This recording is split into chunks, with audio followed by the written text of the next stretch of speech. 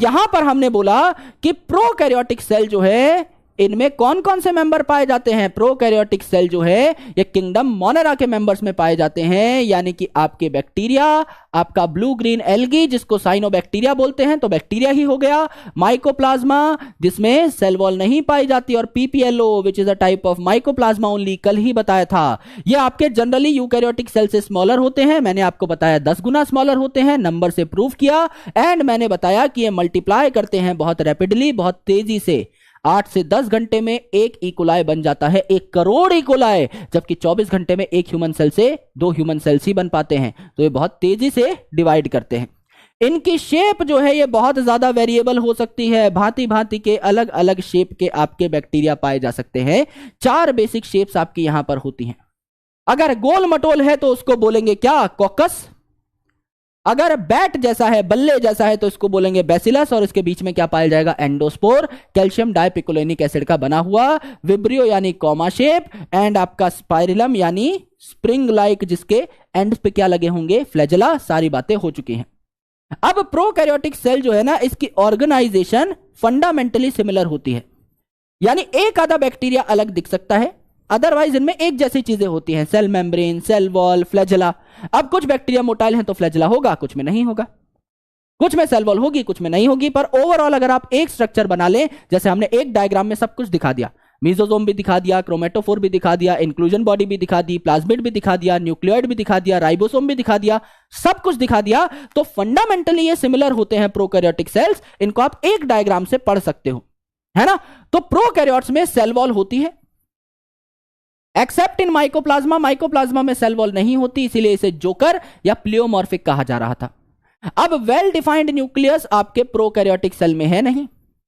अब well defined nucleus नहीं है तो सीधी सीधी सी बात है कि आपका नंगा पुंगा डीएनए पड़ा हुआ है, नेकेड पड़ा हुआ है।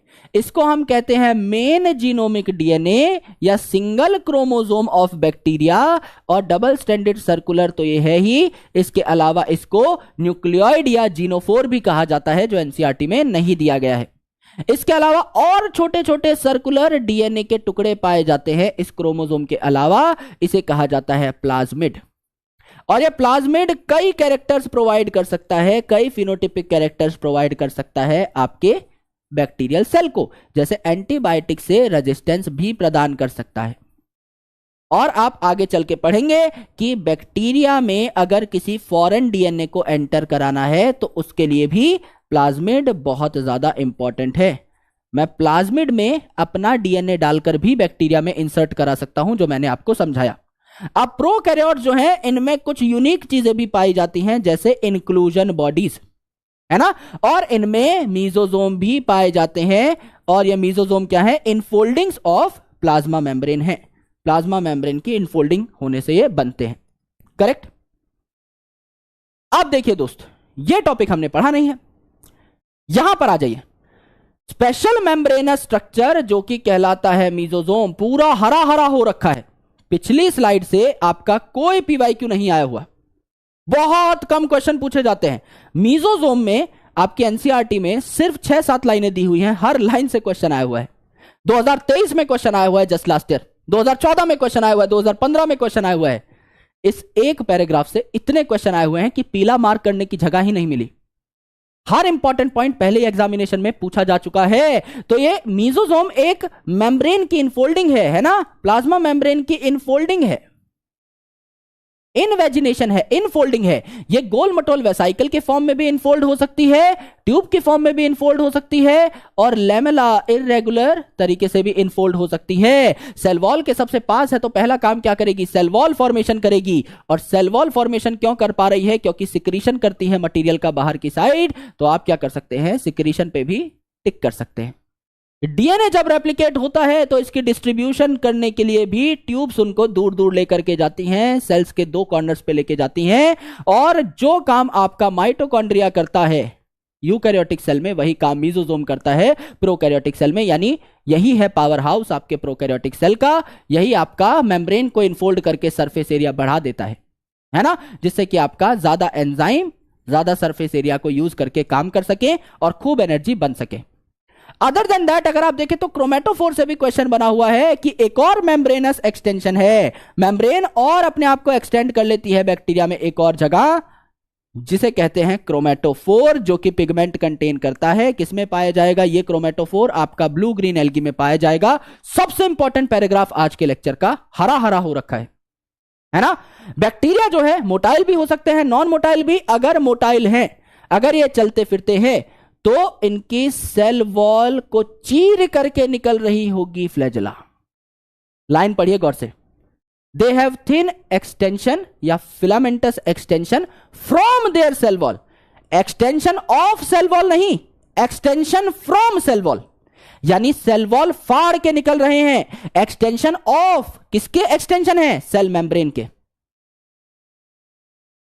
एक्सटेंशन किसके हैं? सेल मेम्ब्रेन के। सेल मेम्ब्रेन फ्लेक्सिबल है ना, इसके एक्सटेंशन है फ्लैजेला, लेकिन किसको फाड़ के निकल रहे हैं? एक्सटेंडिंग फ्रॉम, किसको फाड़ के निकल रहे हैं? सेल वॉल को फाड़ के निकल रहे हैं। बच्चे अक्सर कंफ्यूज हो जाते हैं इस चीज में, राइट। अब देखिए बैक्टीरियल फ्लैजेला जो है इसके 3 पार्ट है। सबसे लंबा जो पार्ट है, चोटी जो है, ये है फिलामेंट। हुक जो कि बीच में पाया जाता है, ये इस चोटी को और नीचे बेस पे पाए जाने वाली बेसल बॉडी को जोड़ता है ना। तो आपका फिलामेंट जो है ये लॉन्गेस्ट पोर्शन है और यही आपका सेल को मोटाइल बनाता है। पिलाए और फिम्ब्रे नाम के भी सरफेस स्ट्रक्चर बैक्टीरिया पे पाए जाते हैं, है ना। इनका कोई रोल मोटिलिटी में नहीं है, चलने फिरने में ये कोई काम नहीं कर रहे होते, क्योंकि पिलाए आपको पता है ये क्या है? एक ट्यूब जैसा स्ट्रक्चर है जो 2 बैक्टीरिया को कनेक्ट करता है, जिससे कि वो आपस में डीएनए एक्सचेंज कर सके। तो ये स्पेशल प्रोटीन का बनता है जिसका नाम है पिलिन प्रोटीन। पिलाए बनाने वाले प्रोटीन का नाम है पिलिन प्रोटीन। और फिम्ब्रे जो है ये छोटे छोटे फाइबर लाइक स्ट्रक्चर है, हजारों फाइबर जो बैक्टीरिया के सरफेस से निकल सकते हैं, स्प्राउट हो सकते हैं, जो कि इसको ग्रिप प्रोवाइड करते हैं, यानी बैक्टीरिया की अटैचमेंट में हेल्प करते हैं। चाहे बैक्टीरिया पत्थर पे बैठा हो, चाहे बैक्टीरिया किसी के अंदर बैठा हो, होस्ट के टिश्यू में बैठा हो।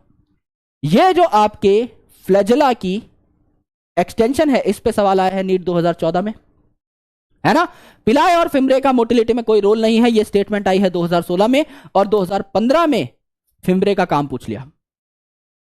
डायरेक्ट सवाल आते हैं एनसीईआरटी से, सीधे साधे भोले भाले सवाल आते हैं। अब देखिए इंक्लूजन बॉडीज, ये हम लोगों ने पढ़ ली है।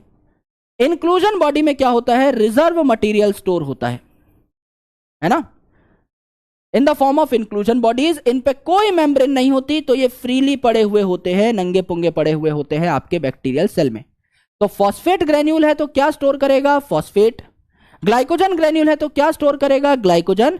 और साइनोफाइसिन ग्रेन्यूल है तो क्या स्टोर करेगा? सयान कलर का पिगमेंट यानी ब्लू कलर का पिगमेंट। सयान कलर का पिगमेंट यानी ब्लू कलर का पिगमेंट ये स्टोर करेगा। एंड सबसे लास्ट, सबसे इंपॉर्टेंट, गैस वैक्यूल जो है 2015-2020 में सवाल पूछा गया है। गैस वैक्यूल जो है ये आपका ब्लू ग्रीन बैक्टीरिया यानी ब्लू ग्रीन एल्गी साइनोबैक्टीरिया में या पर्पल ग्रीन बैक्टीरिया में पाया जाता है। दोनों के नाम में ग्रीन आ रहा है, इसका मतलब ये फोटोसिंथेटिक बैक्टीरिया है। सीधा सीधा सवाल